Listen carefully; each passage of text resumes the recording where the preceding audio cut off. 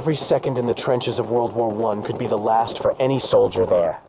Random artillery shells, snipers, night raids, gas attacks, and many other clever traps and methods used by soldiers to destroy each other claimed a large number of lives daily. However, there were some roles that were even more horrifying than just being and fighting in the trenches. Prepare to hear some of the disturbing things that some people were forced to do, while others, either out of extreme bravery or sheer boredom, volunteered for them despite the immense risks. Let's begin. Number 1. Sentry. Sentries had one of the most dangerous yet essential roles on the front lines. Their task was to stand guard, monitor no man's land for any signs of suspicious activity, and alert others of incoming threats. They carried whistles with various signals and codes to communicate different dangers. For example, 3 whistles meant an attack from the right side, 2 from the left, and 1 from the front. This system enabled other soldiers to immediately know what to do. They were positioned at observation posts, often closest to the enemy line, or at key locations within the trench system. They also had their special shallow trenches dug a few meters in front of the main trench line. From here, the sentries would listen and covertly observe no man's land, ensuring there were no surprises for the soldiers in the front trench. Just imagine, you are alone, in the middle of the night, just a few dozen meters from the enemy. You know you are the first target of an attack. And that the enemy might already be approaching you under cover of darkness, to silently kill you, without giving you a chance to call for help or alert anyone. As both sides employed sentries, they understood that any offensive action against enemy trenches had to first neutralize these watchful guards to prevent them from alerting the rest of the soldiers. A small group of trench raiders would typically approach at night, often just before dawn, when it is hardest to stay awake and fatigue peaks.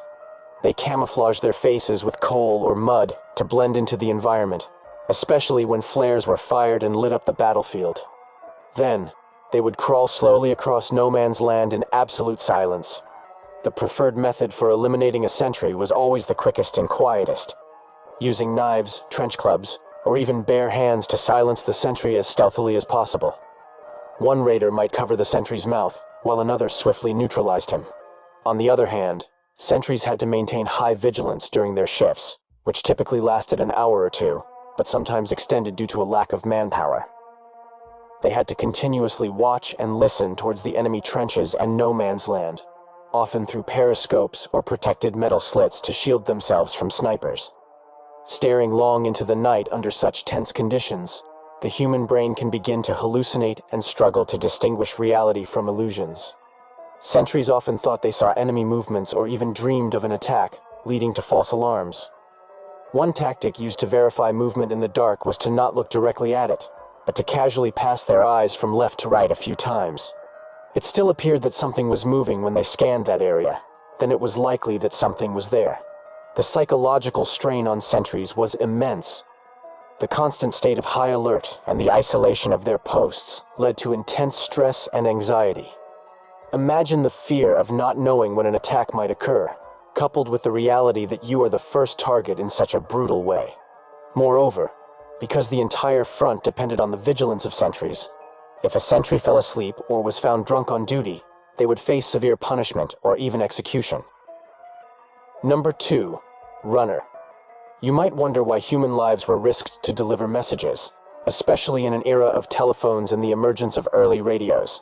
This was because, at the time, telephones were connected by copper wires, which were often severed by artillery barrages, and radio channels could easily be intercepted by the enemy, thus compromising the message.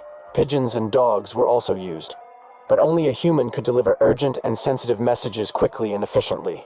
Thus, runners were created. These soldiers, identified by a red band around their left arm, were armed only with a sidearm, usually a pistol, a gas mask, and a light backpack to be as light and fast as possible.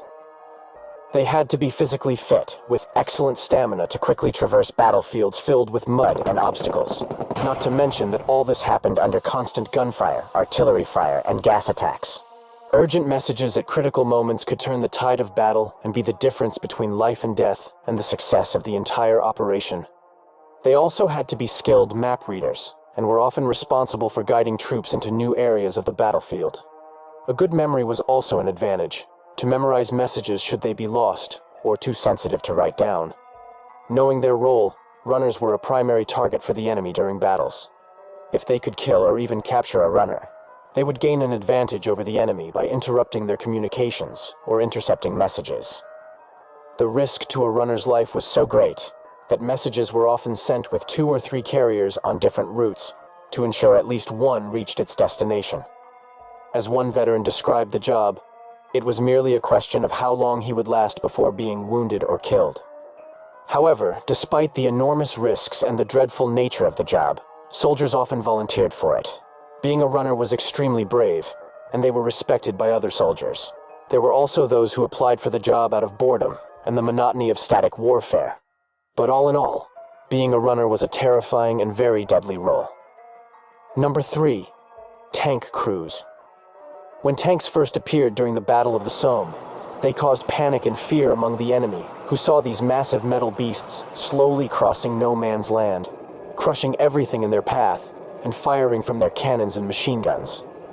However, behind the facade of this seemingly indestructible machine was an absolute nightmare for the crews of the first tanks, who were exposed to horrors every second. These early tanks were incredibly dangerous for their crews. Any comfort for the crew was not considered during their construction, so in one space there was the crew, usually 8 people, but along with them, the engine, ammunition, and weapons. The interior was filled with engine vapors, hot air, and communication was impossible without shouting into each other's ears at the top of their lungs. Also, the crew had to wear primitive gas masks due to the toxic engine gases, as well as improvised helmets for protection from spalling. The earliest tanks had thin armor, and even regular rifle rounds could penetrate through leaks in the armor.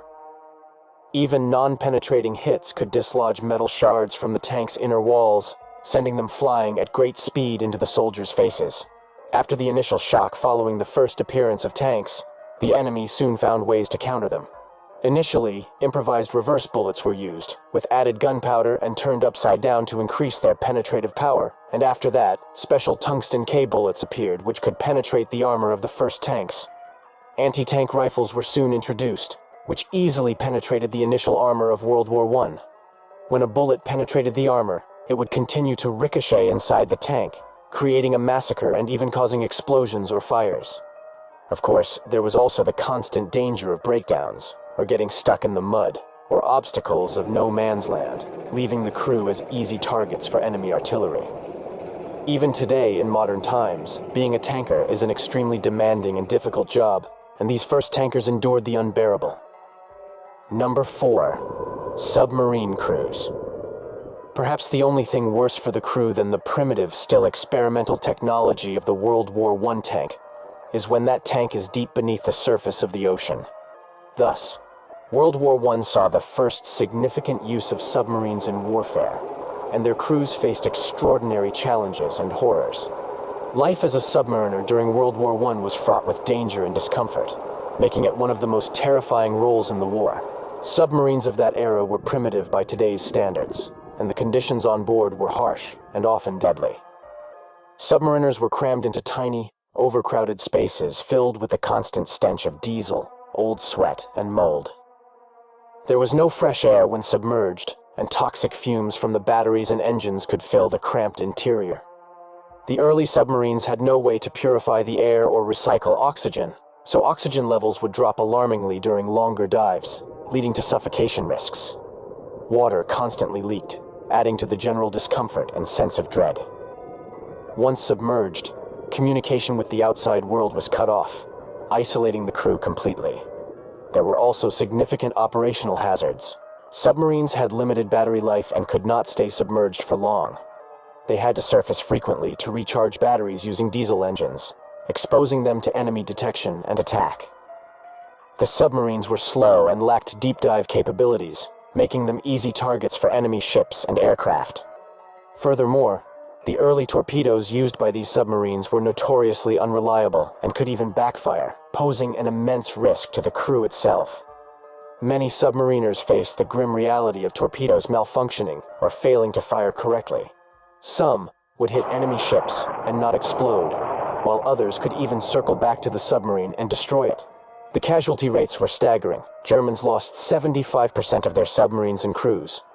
Life on these early submarines was truly nasty and horrifically short. These are just some of the extremely dangerous jobs of World War I, though there were others. And generally, all roles in war are risky.